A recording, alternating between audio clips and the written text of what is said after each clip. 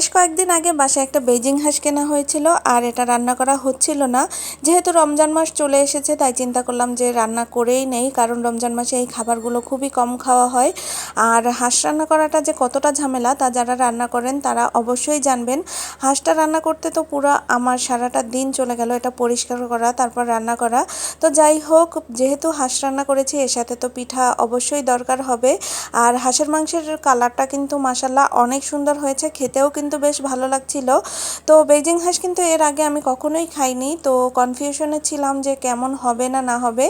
আর হাঁসের মাংস খাওয়ার জন্য আমি ছিটারুটি পিঠা বানিয়ে নিয়েছি। ছিটারুটি পিঠাও আমি অতটা ভালো বানাতে পারি না, তবে যা হয়েছে মোটামুটি খাওয়া যায়।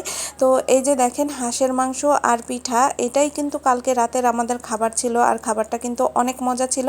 তো কার কার এভাবে হাঁসের মাংসর সাথে পিঠা পছন্দ অবশ্যই জানাবেন।